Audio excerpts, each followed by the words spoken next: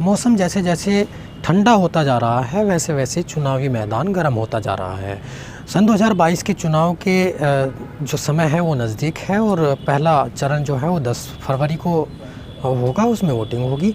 लेकिन वहीं एक वाक़या हो जाता है चरथावल से आने वाले अरशद राना के साथ में, जिन्होंने आज यानी कल बीती रात उन्होंने 67 लाख रुपए का तहरीर थाना कोतवाली को दी है। इनका कहना है कि 67 लाख रुपए मेरे से टिकट के नाम पर जो है वो ठग लिए गए हैं। अब ये टिकट लेने पहुँचे थे, टिकट लेने जब पहुँचे तो इनको टिकट नहीं मिला और लिहाजा अरशद राना ने ये गुहार प्रशासन से अब लगाई है कि मेरे 67 लाख रुपए वापस कराए जाएं। अब देखना है कि क्या होता है क्या नहीं। हाल फिलहाल की यदि बात करूं तो मैं फ़िलहाल अरशद राना के आवास पर हूं। ये सामने मेरे देख रहे होंगे, ये अरशद राना का आवास है जो लगभग 24 वर्षों से बहुजन समाज पार्टी के अच्छे सिपाही रहे हैं। जिला पंचायत भी पिछले दिनों उन्होंने लड़ा था और बहुत कम वोटों से इन्हें हार मिली थी, यानी कि जो इनके सामने प्रत्याशी थे उनको बराबर की इन्होंने टक्कर दी थी। हालांकि 24 वर्षों से ये कार्यरत हैं और लगातार बहुजन समाज पार्टी के लिए काम करते हैं। अरशद राना जो है अभी अपने आवास में बैठे हैं और प्रदेश लेवल के जो बहुजन समाज पार्टी के कार्यकर्ता हैं वो भी यहाँ पे बैठे हैं, जिनका नाम है उपकार बावरा। हालांकि ये पहले भीम आर्मी में थे और आजकल जो है बहुजन समाज पार्टी में अपना सहयोग दे रहे हैं। उपकार बावरा जी से बात चल रही है अरशद राना जी की और देख रहे हैं कि क्या इसका नतीजा निकलता है। बात करेंगे इन लोगों से कि क्या कुछ चल रहा है। अभी राजनीतिक जो है समय चला हुआ है, इस समय में बहुत सारी ऊपर नीचे बातें आती हैं। बहुत सारे जो राजनीतिक पार्टियां होती हैं वो अपने प्रत्याशी को बहुत सोच समझ के अपने मैदान में उतारते हैं और ये मैदान अभी बनकर तैयार भी नहीं हुआ था, तभी से घटना घट गई अरशद राना जी के साथ में। तो सीधा बात कर लेते हैं अरशद राना जी से। जी सर, क्या वाक़या हुआ, कुछ बता पाएंगे? आपको सभी मीडिया बंधुओं को पता है कि मेरे साथ जो हुआ है ये मैं कितनी भी बार कह लूँ सबको पता है कि मुझे चरथावल विधानसभा का प्रभारी बनाया था इन लोगों ने 4 साल पहले। और जब मुझे प्रभारी बनाया तो श्री नरेश गौतम मुख्य कोऑर्डिनेटर, उस टाइम के मौजूदा जिला अध्यक्ष ने मेरी मुलाकात बहुजन समाज पार्टी के बहुजन समाज पार्टी के पश्चिमी उत्तर प्रदेश के प्रभारी शमशुद्दीन नाइन जी से गाज़ियाबाद में उनके जो फ्लैट है उस पर मुलाकात कराई थी गाज़ियाबाद में। और वहाँ पे इन्होंने मुझे जैसे जैसे बताया, मैंने ऐसे ऐसे पार्टी की गाइडलाइन को फॉलो करा। फिर उसके बाद में इन्होंने महीनों तक मुझे घुमा दिया। फिर उसके बाद इन्होंने दूसरी बात बताई, फिर मैंने उसको भी फॉलो किया।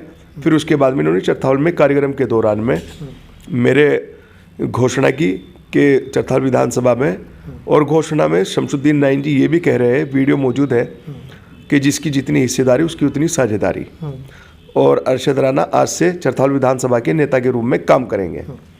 और माननीय पश्चिम प्रभारी ये भी कह रहे हैं वीडियो में कि जो लोकसभा में अपने प्रत्याशी को ज़्यादा से ज़्यादा वोट दिला के भेजेगा उसको ही चुनाव लड़ाया जाएगा। अब प्रभारी जी आपका भी आज से जिम्मेदारी बढ़ जाती है। तो मैंने स्वर्गीय चौधरी अजीत सिंह साहब को चुनाव लड़ाया, गठबंधन के प्रत्याशी थे, उनको 18,000 की लीड देके चरथावल विधानसभा से मैंने क्या सभी साथियों ने, चरथावल विधानसभा वासियों ने मेरे सम्मान को बढ़ाया। मैं उनका तहे दिल से बार बार शुक्रिया अदा करता हूँ। उनके लिए मैं जितनी भी कुर्बानी दी तो कम है। चरथावल विधानसभा वासियों ने इतनी लीड दे के भेजा। उसके बाद में शमशुद्दीन नाहिन जी ने मेरा पेट थपथपाया और कहा कि भाई चुनाव तुम ही लड़ोगे। इस तरह करके पूरा सारा टाइम गुजर गया और इन लोगों ने मेरे साथ आज ये किया कि जो मुझे उम्मीद नहीं थी। 24 सालों से काम बताते हैं। 24 साल में सिर्फ 3-4 महीने ऐसे जो मैं पार्टी से अलग रहा हूँ। तो 24 साल के कार्यकाल में आपने जो कार्य किया है, जो बलिदान दिया है इस पार्टी के लिए, बहुजन समाज पार्टी के लिए, तो क्या सिला मिला? सिला आपके सामने कि मुझे दूध में से मक्खी की तरह निकाल के फेंक दिया। लेकिन मुझे ये उम्मीद नहीं थी। मुझे ये उम्मीद थी कि लोग अगर मुझे 1% नहीं चुनाव लड़ाएंगे तो मेरा पैसा वापस कर देंगे, मुझसे बैठ के बात करेंगे और माननीय बहन जी का आदेश जैसे होगा मैं सर्वोपरि मानूंगा। लेकिन मुझे दुख इस बात का है कि इस प्रकरण को आज दूसरा दिन है और माननीय बहन जी ने अब तक पश्चिम प्रभारी शमशुद्दीन नाइन नहीं जिसने पार्टी को बिल्कुल जमीन में उतार दिया, उसके लिए अभी तक कोई कार्रवाई माननीय बहन जी ने क्यों नहीं की। पार्टी में भी छोड़ सकता हूँ, लेकिन मैंने पार्टी नहीं छोड़ी क्योंकि मुझे माननीय बहन जी पे पूरा विश्वास है कि माननीय बहन जी मेरी बात को सुन के और अपने जो पार्टी का रूल है कि जो पार्टी के लिए गलत करता है उसको पार्टी से निष्कासित किया जाता है, तो पश्चिम प्रभारी शमसुद्दीन नईन को माननीय बहन जी सजा दे और मेरा पैसा वापस कराए।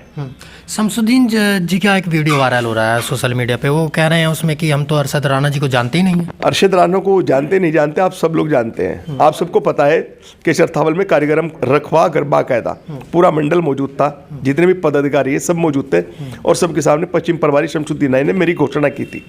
चरथावल विधानसभा प्रभारी अरशद राणा के नाम से यूट्यूब पे आप भी सर्च कर सकते हैं। मीडिया साथियों को मुझे ज़्यादा बताने की जरूरत नहीं, लेकिन मुझे प्रशासन से मैंने अपनी गुहार लगाई है, प्रशासन मेरी मदद करेगा, मुझे उम्मीद है और मेरी कार्रवाई होगी। वैसे राणा जी, इस मौके पे एक सवाल पूछना मुनासिब नहीं होगा, पर फिर भी मैं आपसे पूछ लेता हूँ कि यदि बहुजन समाज पार्टी ने आपको टिकट नहीं दिया अभी, अदर कोई पार्टी आपको टिकट के लिए इनवाइट करे तो जाएंगे? मेरा कोई फैसला नहीं है, जनता का फैसला है। जनता के फैसला के मैं सम्मान करूंगा, जो जनता चाहेगी मैं वो करूंगा, क्योंकि मैं कोई नेता नहीं हूं। हमारी बहुजन समाज पार्टी में नेता सिर्फ बहन जी थी और बहन जी को ही मैंने नेता माना और बहन जी को ही अब तक नेता मानना हूँ। और आगे का जो फैसला है चरथावल विधानसभा के लोग चुनाव में करेंगे, ये मुझे यकीन भी है और उम्मीद भी है। क्या सोचा है? चुनाव तो लड़ने का अब कैंसिल हो गया, क्या बहन जी दोबारा से आपको टिकट देगी या नहीं देगी? क्या आप मन बनाती है, कुछ लगता है? ना ऐसा है, मैं ना तो अभी तक पार्टी छोड़ी और ना मेरा कोई ऐसा मन है कि मैं पार्टी छोड़ूं, लेकिन अगर कार्रवाई नहीं हुई तो मैं पार्टी से रिजाइन दे दूंगा और इनके खिलाफ प्रशासन जो कार्रवाई माननीय बहन जी कार्रवाई करती है नहीं करती वो बात अलग की है, क्योंकि उनका पार्टी का मामला है, लेकिन प्रशासन कार्रवाई करेगा। मुझे प्रशासन पे पूरा भरोसा है और उसी भरोसे के सहारे मैं यहाँ बैठा हुआ हूँ। नहीं तो अब तक मुझे लखनऊ निकल जाना चाहिए था। मैंने 2-3 दिन का जो अल्टीमेटम दिया था वो आज भी मेरा बरकरार है कि अगर मेरी कार्रवाई नहीं होती तो मैं बहन जी के आवास पर जाके आत्मदाह करूँगा। ये हमारे साथ में अरशद राणा जी थे और इन्होंने बहुत अच्छी तरीके से अपनी बात को रखा। फिलहाल हम जिनसे बात करने वाले हैं उनका नाम है उपकार बावरा और ये पहले से ही एक सामाजिक संगठन भी चलाते हैं और समाज सेवाओं में हमेशा बढ़ चढ़ कर हिस्सा लेते हैं। हालांकि अभी प्रदेश में कुछ भार रखते हैं बहुजन समाज पार्टी का। सर, आज अरशद राणा जी के साथ में वाक़या हुआ है। इनका आरोप है कि बहुजन समाज पार्टी के लोगों ने उनसे 67 लाख रुपया टिकट के नाम पर हड़प कर लिया। तो क्या मामला है? कुछ जानकारी मिली, कुछ पता चला?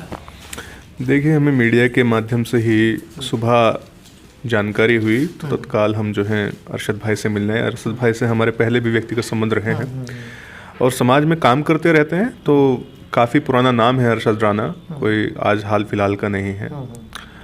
और आज पता लगा कि इनके साथ में बहुत बड़ा धक्का हुआ, तो कल जो ये चीज़ें हुई हैं इसका हमें भी बहुत ज़्यादा खेद है और दुख है इस चीज़ का कि इस तरीके का जो सामाजिक कार्यकर्ता है, जो समाज में धरातल पे काम करने वाला व्यक्ति है, उसको कहीं ना कहीं उपेक्षा झेलनी पड़ रही है। और कल का आया हुआ व्यक्ति कोई दूसरी पार्टी से आता है मुंह उठा करके पैसे के बलबूते, तो उसको ये चीज़ें मिल रही हैं तो बहुत ज़्यादा गलत है। इसका हम खुले तौर पे विरोध करते हैं भाई। तो किस तरह से अरशद राणा जी का सपोर्ट करेंगे? किस तरह से? वो सपोर्ट आपको जनता में दिखाई देगा। अपने मुंह से हम लोग अपनी बड़ाई ना करें तो ज़्यादा अच्छा है। जनता सब देखती है, जनता सब का हिसाब लेती है। बहुजन समाज पार्टी पर हमेशा ये आरोप लगते हैं कि ये टिकट की खरीद फरोख्त करते हैं। सोशल मीडिया पर आपको बहुत सारे वीडियो मिल जाएंगे इस माध्यम से। और जो आज अरशद राणा जी के साथ में हुआ, 24 साल से एक ही पार्टी को सींच रहे थे और आज उनका ही टिकट कैंसिल हो गया। हालांकि 67 लाख रुपए हड़प भी कर लिए गए टिकट के नाम पर।